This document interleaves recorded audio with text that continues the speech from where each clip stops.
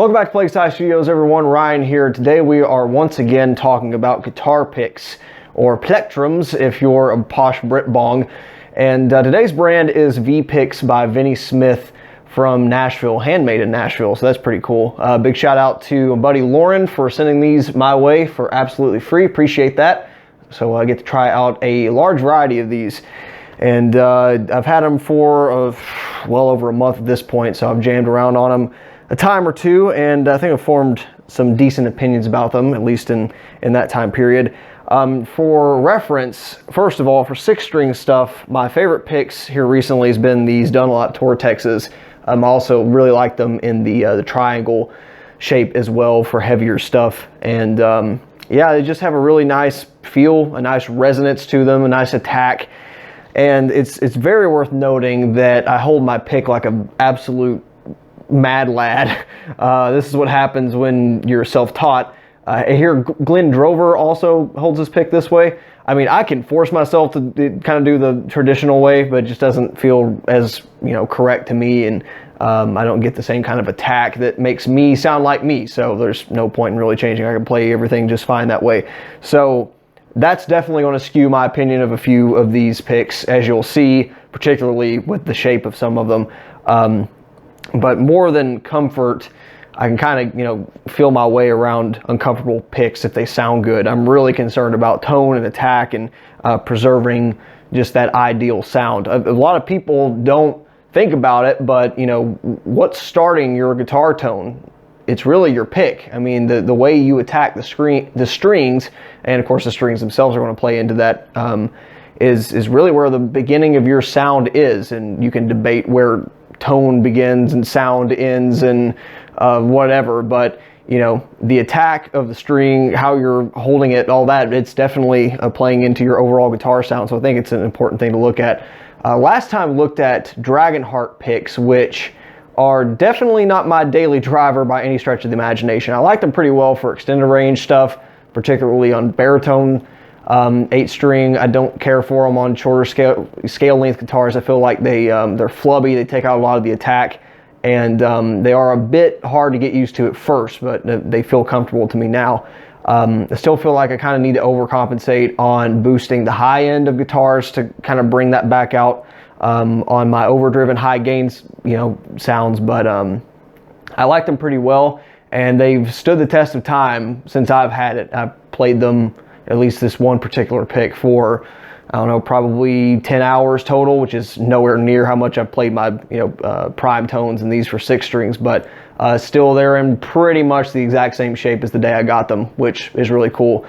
So we're going to see if these have similar longevity as well as some decent tones, because I'm always open to try some new things. Let's start with my 3 favorite of the batch that I sampled, and you'll probably see a theme among these, as well as a few recurring themes in the ones that I didn't like all that much. They're not bad picks. None of them are bad quality. They are outstanding quality. You can feel it, you can see it, but that's just that's what's going to happen when you have 20 plus pick designs. And I don't even know how many total that Vinny makes, but there's probably something for everyone if you're willing to give it some time. Of course, you also have to be willing to spend $4 to $6. So I don't even know how much they go for on the higher end, but if you're hooked on one and they last a while, then it could be worth it. So first things first, all the picks that I ended up liking are very similar size. I guess this is classified as a medium, so we'll call them all mediums. They all have a very similar point, so not quite as sharp as a regular Tortex. They're somewhere in between the regular pick shape and the triangle pick shape, although they still retain kind of that triangle pick sharper point. So the camera's not going to pick that up at all, but they're very similar as far as that shape goes, while retaining a pointier end. So you do kind of retain that same scraping feel, but then you get a more articulate attack at the end, which is good for metal guitar. They're also very similar size, obviously, and they also don't dig in to my finger when I'm holding them, meaning that this one is a little bit pointed, but they're not too accentuated to where it's bothering me when I'm holding it. These other two are completely rounded off. The thickness varies quite a bit, and I like them for a little bit different genres because of that. So we've got the medium pointed here that's the thickest. We have the Eclipse that is second thickest, and that's kind of around normally my 8-string gauge of pick, close to a millimeter, maybe 1.2. And then we have the traditional ultralight, which is kind of thinner than even my Tortexes I normally play a 6-string on, but these are just as stiff, and they're not as flexible as something like that would be that thick in a Dunlop range, where it just feels like you're dragging paper across a 6-string. At least that's what it feels like to me. My favorite feel-wise is definitely this Eclipse. Kind of has that shark tooth thing going on, because once again I hold it like a caveman. It does feel good on the ridge of your finger. Kind of builds muscle memory as to where it is, especially if you do like a hold it with your middle finger while you tap, that kind of weird crap. A little not as convenient on the rest of them. But this is probably the one I would go to out of all of them to play anything on. But again, I'm really fond of the ultralight as well. So let's just get a couple tones here. I don't know how well this is going to come across on YouTube.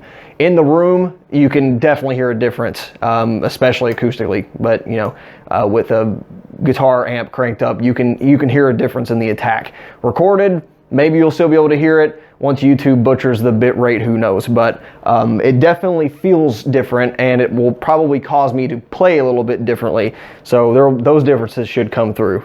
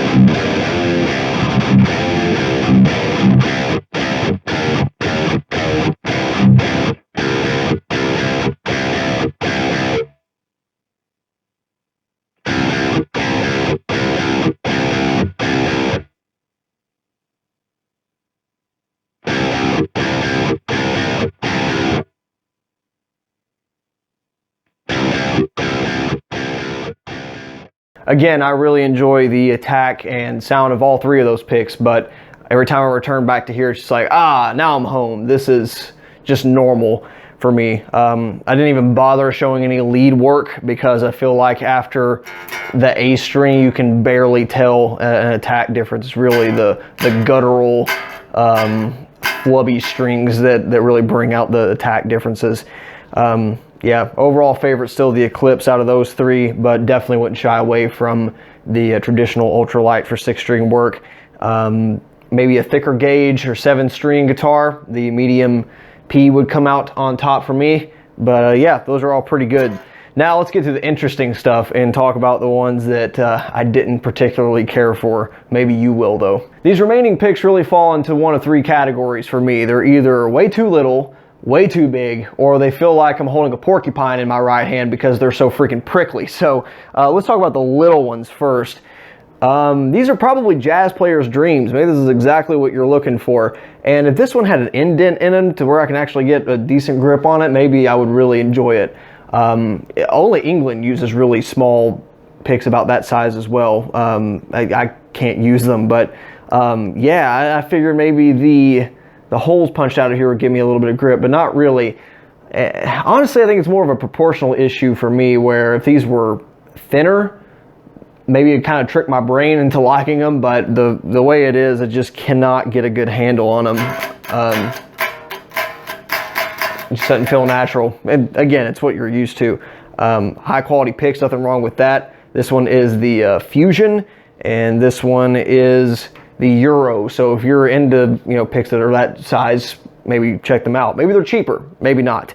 Yeah, not really a huge fan of those. Of course, the larger the string, the worse. I've tried all these on acoustic as well. It didn't really change my opinion about any of them, hence why we're just going to talk about it on electric. So there's the little tiny bastards. Let's talk about the big ones. This one's a fun category because these come in all shapes and sizes.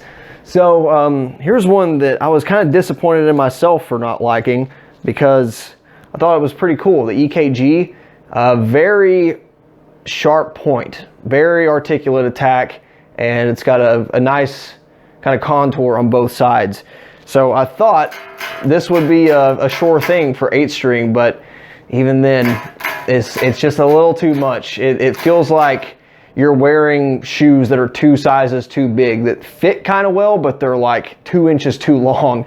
It feels like I'm stumbling. My hand goes to home position, and my fingers go to home position where the end of the pick should be, and then I'm almost touching the base of the guitar, and then I'm dragging, and then I'm trying to compensate, and then I'm not comfortable. So yeah, not for me. But maybe if you're a big dude and your hands are bigger than mine, and you play a big ass guitar, maybe even bass guitar, this might be right up your alley. So it's a cool extension that I've never seen on a pick before, so it's at least different and something that I can appreciate. This one I also was kind of sad I didn't like. This is the Tradition Light. This is light, holy shit. The traditional ultralight's the one I really liked. And kind of the same deal with this one.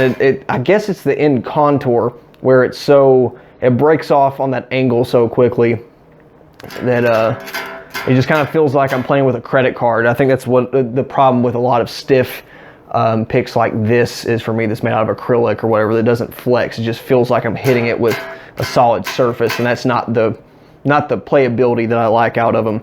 So halfway between here and the ultralight would probably be perfect for me for most stuff, especially if it has just a little bit of give. So this might be right up a lot of people's alley, just is one of those so close for me. This one's interesting. I definitely appreciate the aesthetic as well as the use case for it. So this is called the Mummy, and I don't know exactly what material this is made out of, some type of acrylic, but the way it scuffs is really cool. So it kind of it mats up in a way that almost like glass would if you've sanded the side of it or something, and cut grooves in the side, and you can get just a death grip on this thing. It's really cool. You ain't dropping this, I guarantee you that. But it's another one of those monstrously thick, and it is contoured, but again, feels like I'm just playing with a book. It's a little extreme for me on whatever string gauges, but I definitely like the aesthetic as well as the functionality of it. And this one has to be the most hilarious pick out of all of them. This is the Dimension. Can you see that? It's like I'm holding a roll of quarters. It's so ridiculous. I can barely play this thing on bass guitar. And I think what's really hard about this pick is it'd almost be easier if it just kind of rounded out at the end, but where it comes to a contour, holy shit, it's just like, I feel like I'm going to break a string at any point. I think we needed an audio demo of this just to hear how hard you end up hitting the string.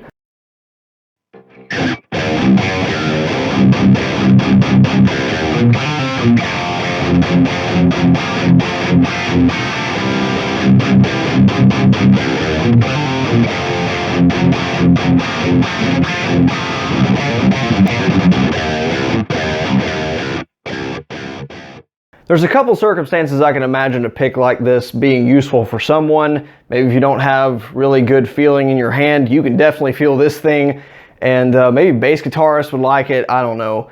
Maybe if you're a really dull picker, you're pretty light and you want a little bit more articulation, this will get it for you. But good lord, I think there's better ways of going about it. So Yeah, it's probably okay for someone, but this thing is just absolutely comical for me. Maybe that'd be a good challenge video, is trying to record a song with this. I don't think it's going to happen, but we can try. And then the final category is the porcupine categories, I like to call it, because every one of these are the triangular symmetrical shape, and they've got these sharp ass corners. And if you hold a pick like a normal human being, it's not a problem. If you do something like that, then it's actually really comfortable and it feels great. If you hold it like I do, like that, then guess where those tips are going? Right into your skin. Not comfortable. This one, the medium ULR here, the pointed, is very similar in attack and feel as the other ultralight, but it's a feel thing. And when I say feel, I mean guitar response, but I can't hold it, so it doesn't do me a whole lot of good. The small I find possibly the worst offender, even though it's not quite as sharp, just because of where it points me on my finger.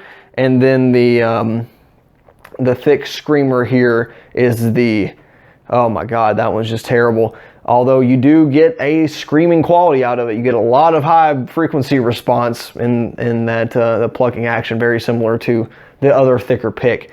So yeah, these are just unplayable for me, but maybe if you are a fan of triangle picks and thick picks at that, then you can check those out. Overall, compared to something like the Dragonheart, which is kind of more of my grounded point of comparison for these kind of picks, where it's a more special material compared to traditional stuff. It's advertised to last a lot longer. These have a much better chance of becoming a daily driver pick for me in certain applications because of the feel, because of the sound. They're a little bit more transferable than I feel like on the Dragonheart. And I feel like they do get a couple things right, in that, number one, they are cheaper, which is better. Even if they last half the time, it's still, you know, the same value. Number two, there's a lot of different shapes. They're not just trying to cram 3 surfaces onto one, which I think is kind of the downfall of the Dragonheart in some ways. It doesn't affect me the way I hold it, but it took some getting used to, no doubt. And instead of wearing down one surface, and now you're like, oh crap, well, I don't even use these other 2. There's really no point. There's a lot of symmetrical picks on here where you wear down one and you got 2 more to play with, or, you know, the rest, they just feel normal. And the ones that don't feel normal, they are specialized, and if that's what you want, you can get them. Otherwise, you don't need to. So I think that's a better way to let the consumer choose, and not cram 15 different products into one, and giving a lowest common denominator for everyone to figure out on their own. If these continue to hold up as well as they have in these 6 to 8-ish weeks that I've had them and played with them at least a few times a week, then I'll have no problem giving a long-term recommendation for a few of the models, especially if you have a similar taste in music or similar playing style that I do. Then these 3 would certainly, you know, get a thumbs up out of me. And I'll be taking a look at the website just to see if there's other kind of similar models to this. I think it would be worthwhile to check out a few more, given my experience with that. And maybe we'll try to find a couple more ridiculous ones, like whatever monolith thing here we have, the dimension. This is the 4th dimension wrapped in a guitar pick. So that's that for this video. Appreciate you sticking to the end. Thank you for watching, and please stick around for some more review videos to round out July review madness before we get back onto some more regularly scheduled content. Thanks. Bye.